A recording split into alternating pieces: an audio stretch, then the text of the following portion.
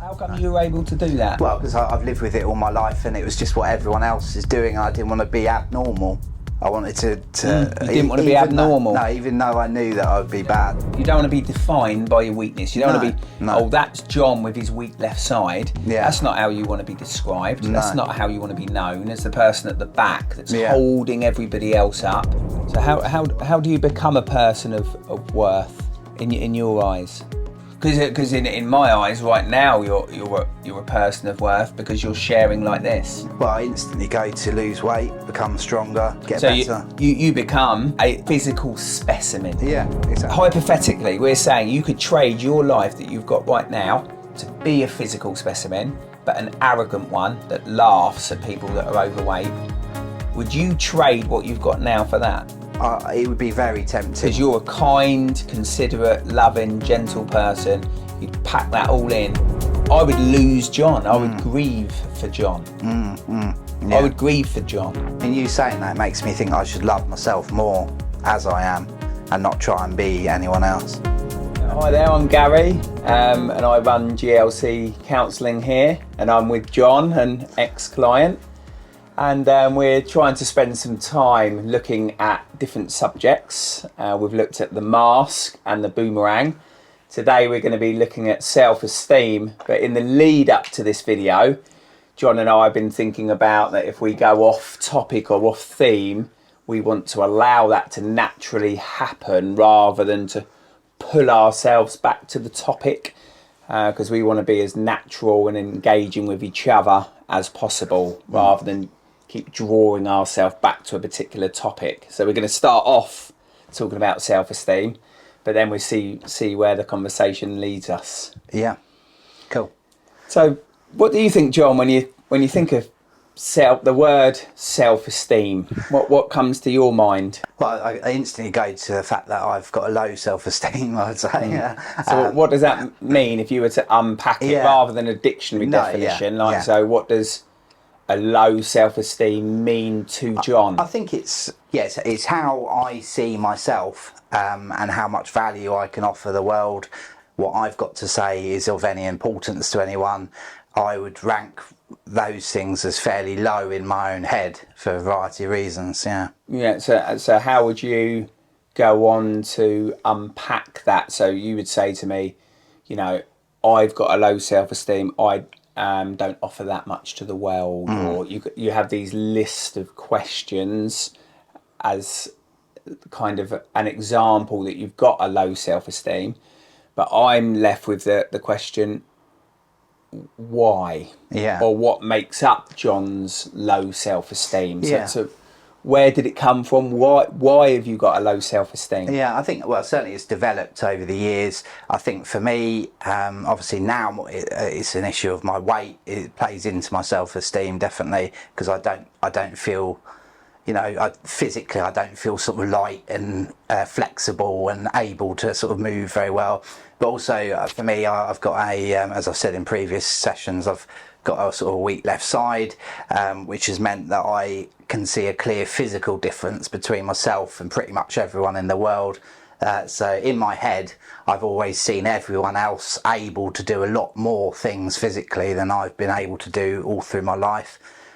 So one of the things that was sort of impactful really was growing up. I grew up on a green where the houses surrounded just sort of like a nice green. So it was a really nice place to grow up. But as a result, all the kids were out there and I was out there, in my really early childhood all the way through to about when I was 9 or 10.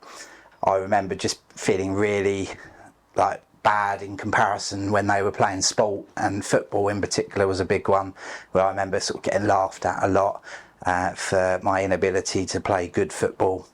I think that sort of really sort of set a fairly strong foundation for me in terms of self-esteem. So that's, I think, the origins of it. Quite interesting that you use the word comparison, because before you started speaking, or as you started speaking, I had the word in my head, comparison, because do you think in order to have a particular thought or feeling about your value or esteem, you almost have to make comparisons, because like if you didn't compare yourself to these lads on the green that could play football, and you couldn't, and they laughed at you, so you were almost seeing what you couldn't do, so you were making this comparison. Yeah. Do you think if you were unable to compare, if that wasn't part of your life or part of your makeup, it would mean that you couldn't have a low self-esteem?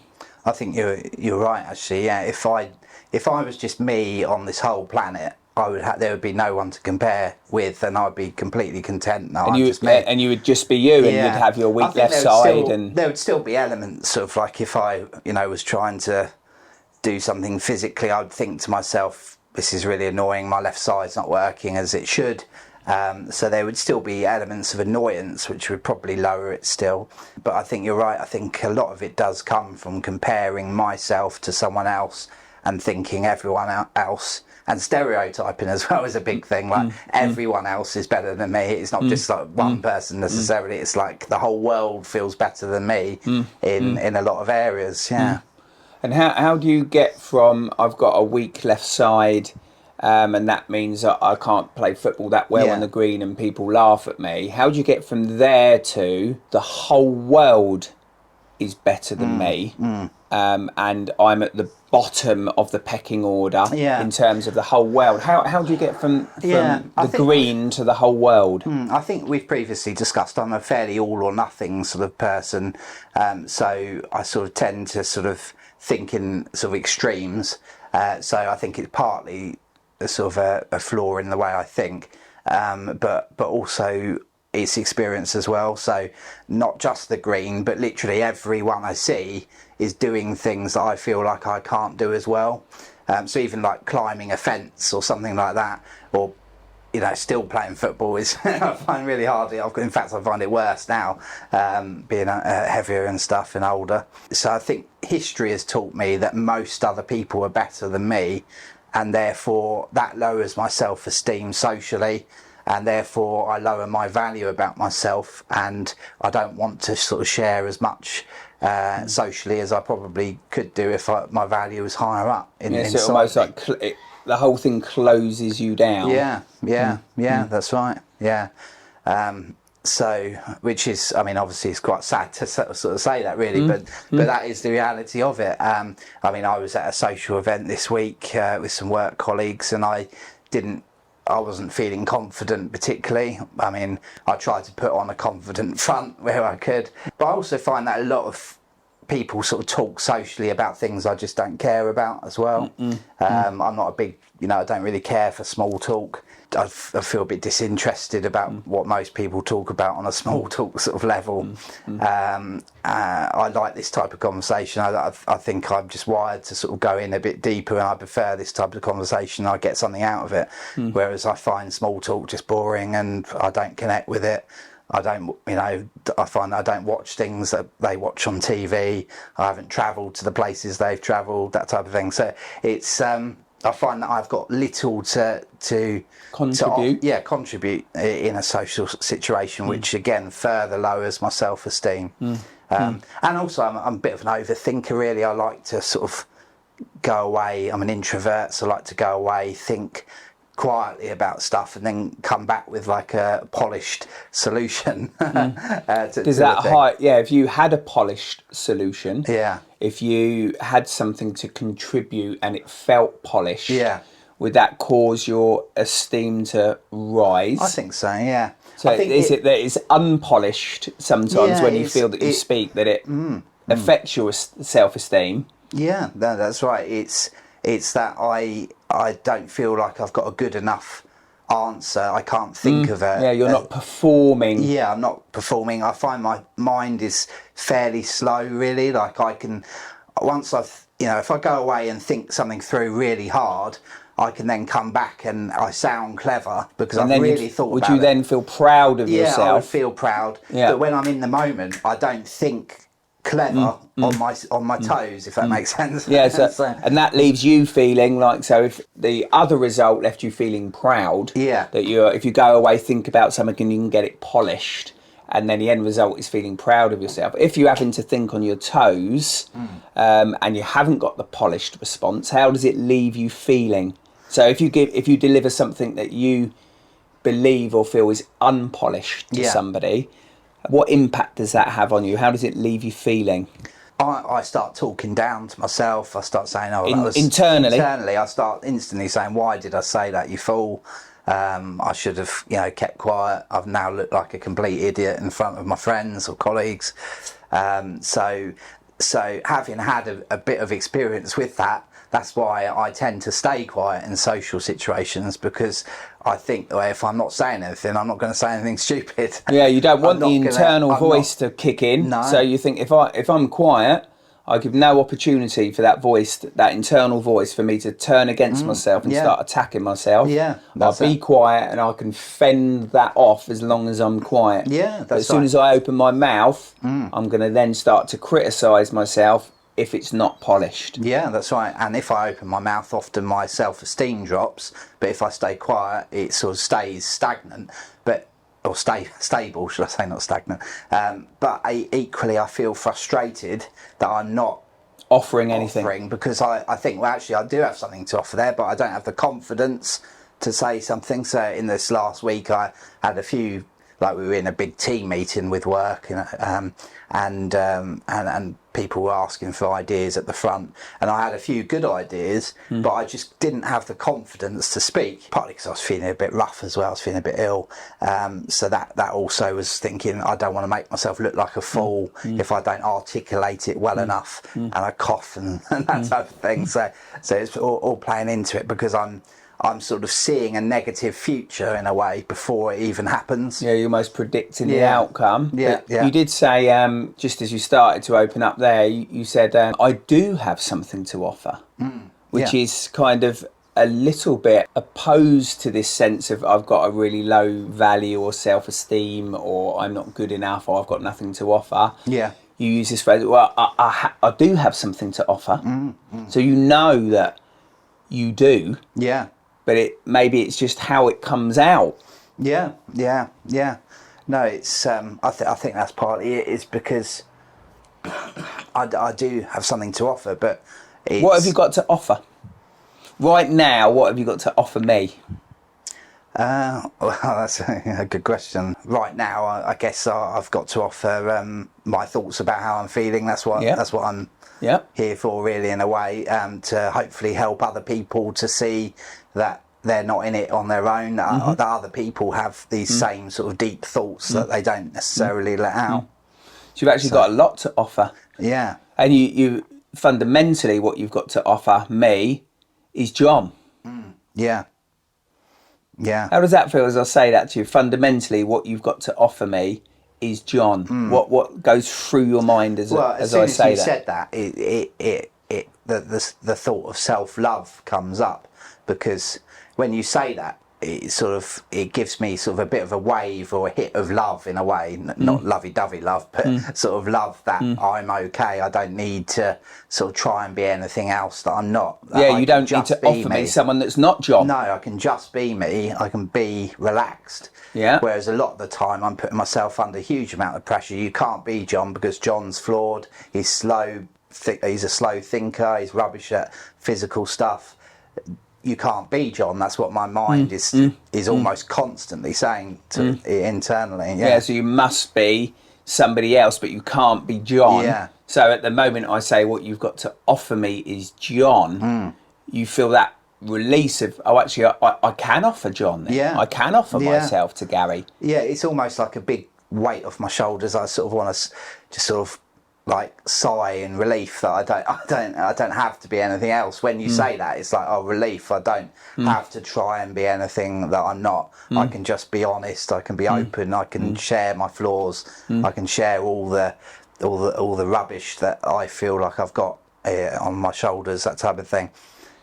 So yeah, no, it's a relief. Yeah. Yeah. So do you think maybe part of being able to be ourselves is feeling at ease with sharing our flaws? Because maybe when we're trying to be somebody else, we're withholding our flaws from that person. Yeah. Whereas as you're speaking, part of the relief of me saying you can be John is, I can share my flaws. Yeah. I can be myself with Gary. I can talk about my left side and come to terms with it being weak, Yeah. rather than telling my left side it has to be strong.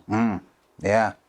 No, I think that's a huge thing for me. Yeah, because I guess I'm always thinking people don't want my left side to be weak. Excuse me. That it's got to be strong, and I often try to be normal. Like I try to pretend like I don't have a weak left side, but I do. A lot of people don't even notice it generally. So, but I obviously know it's there and it's hindering me all the time. And I'm constantly telling my left side, "You're like my right side. You're fine." Whereas to just come in here and say, "Actually, you can have your weak left side. I don't care. I'm still going to accept you." That's a huge relief. Yeah, definitely. Yeah, it's very powerful Yeah. to you to be accepted Yeah. for the whole of you, for the things that you find challenging or difficult about yourself, for them to be accepted, rather than you have to attempt to be somebody else. Because I guess that's maybe a sign of an ultimate low self-esteem, where you end up rejecting John, Yeah. saying, I can't be John, I can't have that weak left side. I've compared that John to everybody else, Yeah. and he's a failure. Yeah. Therefore, I'm going to have to be somebody different. It's almost like I say, that John's rubbish, like a piece of paper in my hand. I'll screw that John up. That John up, or throw him away. I'll get Gone. the new John. the new me. That's sort of like full of the mask and full of like presentation mode on type thing. Doing my best to cover up the fact I'm flawed, and I present that to the world, and I won't be me, which is horrendous to say, isn't it? Really, like it's a lot. A lot of it is hidden, and I'm not sure it's horrendous to say. It's sad. Yeah, that's it. Like you not being able to be John, I find quite sad, but I also relate to it, and I'm not sure I've met anyone that hasn't got a low self-esteem. I've met a lot of people that try hard to hide it. Yeah. So like, as you were speaking about kind of almost throwing that John in the bin and recreating a new one, it made me think, do you think the best way to hide a low self-esteem is with a high one? So okay, I'm gonna throw this John in the bin, really try to create a new John that's got a strong left side, that comes across with polished answers. Yeah. So you're almost trying to create a John that appears to the world that you've got a high self-esteem. Yeah, definitely. Yeah. No, I think that is the case. I thought I'd put on the front that I've got a high self-esteem, but deep down I don't, and I'm trembling inside. I know when I was thinner, I did have a higher self-esteem without a doubt. So the weight does impact it. Like as soon as I've sort of put on a suit or put on any clothes to myself, I felt like I looked good, and I knew I looked good, and I knew that I didn't have to worry so much about what I looked like out in public. So being thinner definitely helped me develop a larger self-esteem, a better self-esteem. So yeah, I think there is a practicality thing with it. Like the reality is thinner people can do more, they feel better, they probably don't sweat as much, and that basically I'm carrying two people around with me at the moment, like all the time. How does it feel to carry two people around with you? It's quite hard work, obviously. So it's physically hard work. Yeah. Is it hard work in other areas, like emotionally or mentally? Is it hard definitely, work to you? Well, you're continually rejecting your body. Like you're looking at yourself thinking, I reject you straight away. Like you wake up in the morning, you brush your teeth, I reject you. Is that the narrative? So literally you wake up in the morning and maybe some of the first thoughts you think as you're cleaning your teeth, those early morning moments, is I reject you, body. I don't want to be in this body. No, I don't want to be in this body, particularly if you step on the scales. Poo, I don't want to be in this body type thing. So if we put this John in front of me now, this character, this personality, everything about John apart from his body, and if we took that out of you and put it into your ideal of the male body, your self-esteem is going to shoot up. Why is that? Because John's John, isn't he? Well, I think though, in reality, socially you are accepted more. I mean, the reality is as a fatter person, I was rejected by girls. If I was a fit sort of sporty person, guarantee I wouldn't be rejected by the same girls. And that's not, not pointing the finger. That's your experience. That's your lived reality. That's my lived reality. Whether that's, again, I'm not going to stereotype every girl and say that every girl's like that. But the reality is, if you look better, you're going to be more attractive when you're growing up. Now, obviously, I'm married now. Things have changed. I'm not in that position of trying to sort of, be attractive necessarily. I use that boomerang all the time, and I think that people are thinking I'm fat, and I'm sort of projecting that thought on them. And like you, because you've rejected yourself, you believe they're going to reject you. But if we took this John out of his body and put it into John's ideal male body, you believe now, even if it's not about appearing more attractive to women, you believe now, if that happened, your esteem would go up, and I guess fundamentally you'd be rejected less. Is that what you believe? And you'd be accepted more. So if you went into your workplace at this event that you've recently been to, and we were able to take everything out of John and put it into his ideal human body, you would be accepted much more. People would look at you differently. People would interact with you differently. They'd reject you less. I mean, what a shitty society.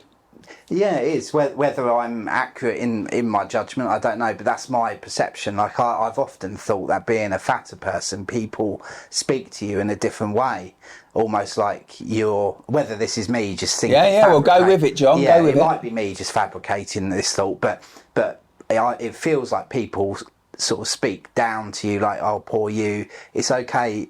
They talk to you like you're a patient, or like. There's just a tone of voice that they use that when I was thin they didn't use, which I noticed. And when I particularly noticed it when I was thin, because having been relatively overweight most of my life, not for, I was thinner but still overweight, and then I got really thin and sort of was a lot more proud of myself. So when I was in that really thin period, I noticed people just interacting a lot more, like, with that, they had more respect for me or something like that. Isn't that interesting? Because you've got your life experience where you can compare two different physical bodies of John, even though the same John's living inside those physical bodies. You know that you've been thinner, and you know that you've been overweight, and you can use that to compare.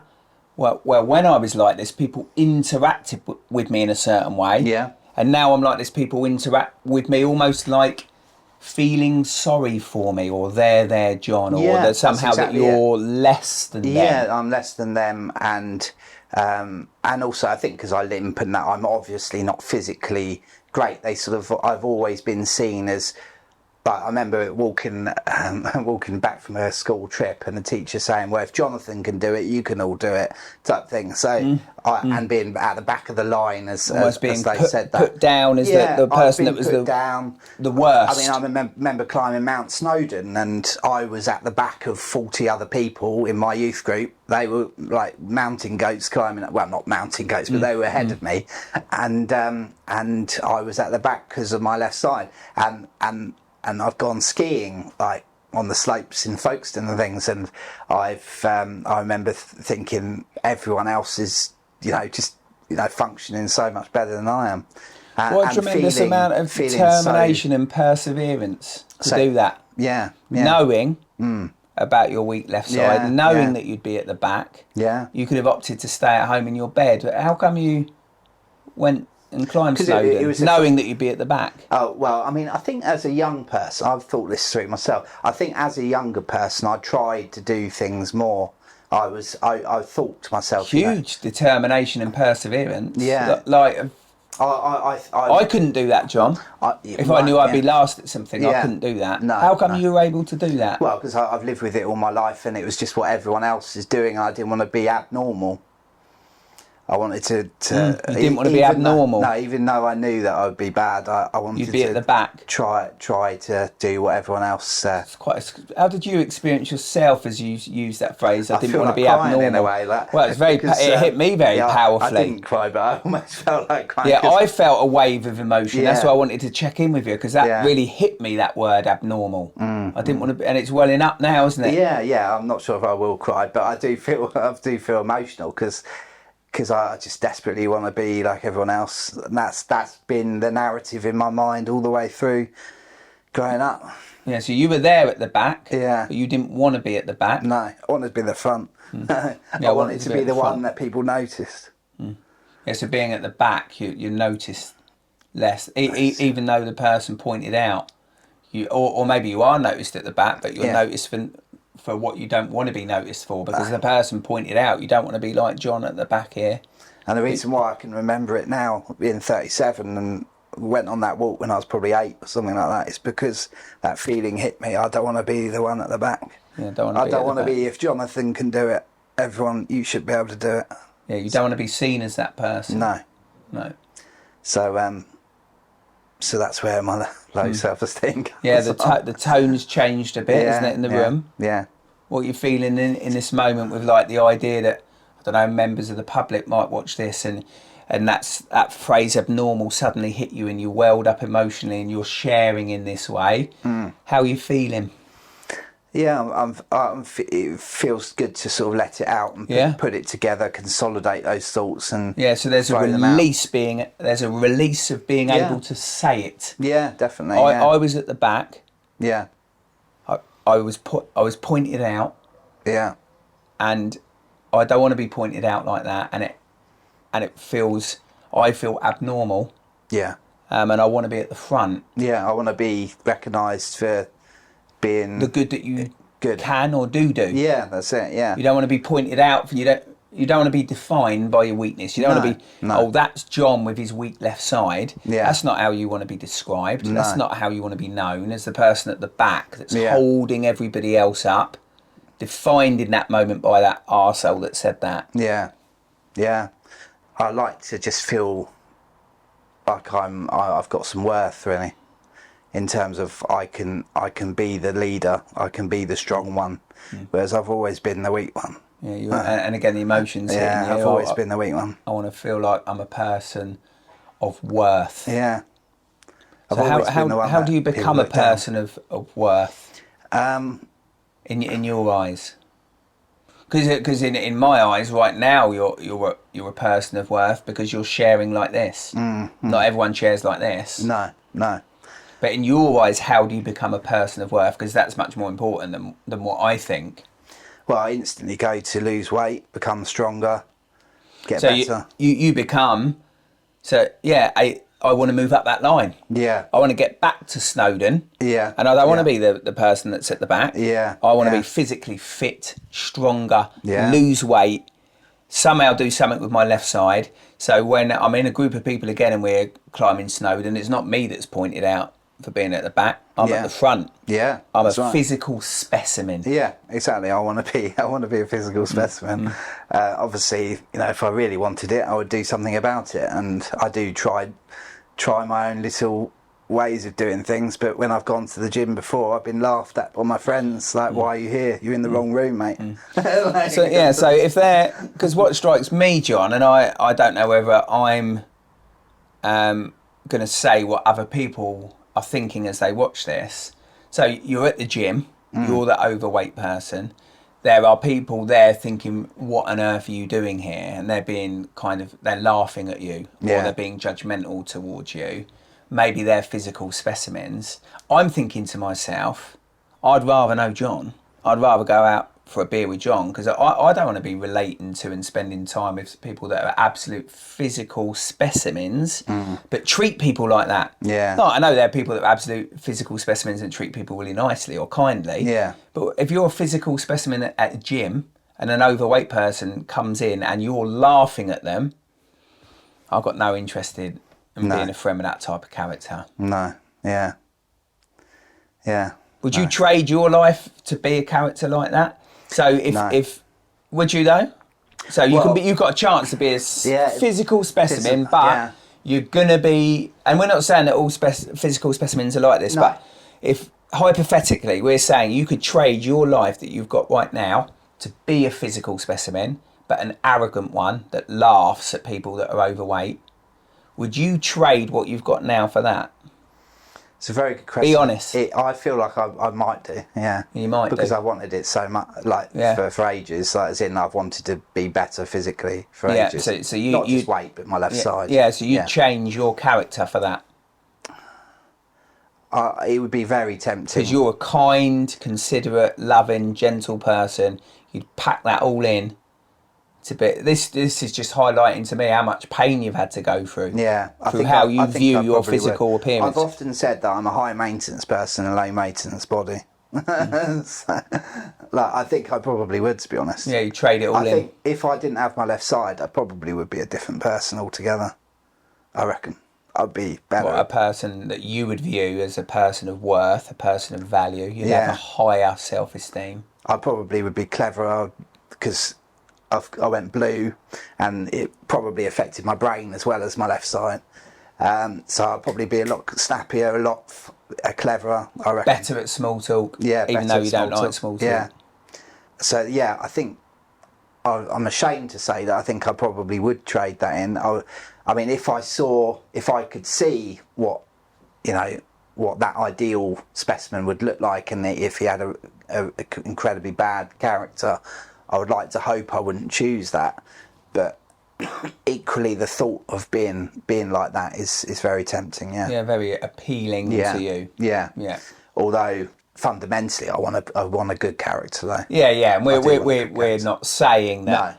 No. People that look like that haven't got a good character, but I was just trying to allow you to think more deeply about the inside of John. Yeah, because to me, and I don't know whether society's like this, I'm when I'm chatting to you and we're having this conversation, I'm not thinking about how you look.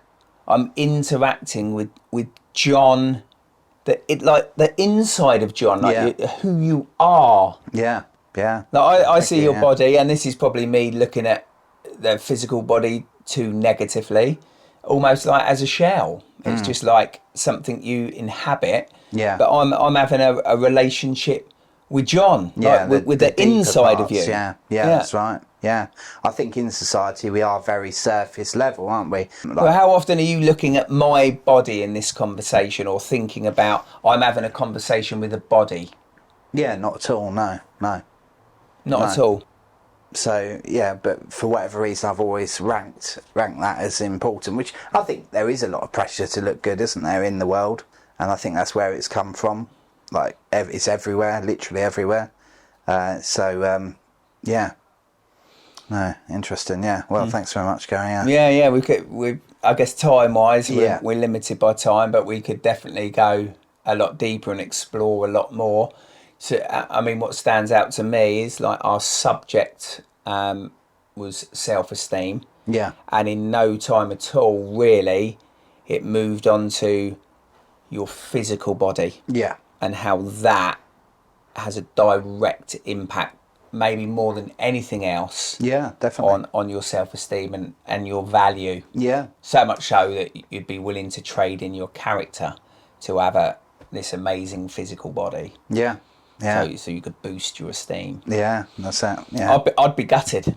Because I'd lose John. Yeah. So you'd come in here as like this strong, muscly, perhaps arrogant guy, and look down a bit dismissive, look down on me. I would lose John. I would grieve for John. I would grieve for John. Yeah. Yeah, I would grieve for John. I mean, you saying that makes me think I should love myself more as I am and not try and be anyone else. So, yeah, no, thank you. Good to see you, John. Thanks so much, yeah. No, good to see you. Yeah, appreciate that.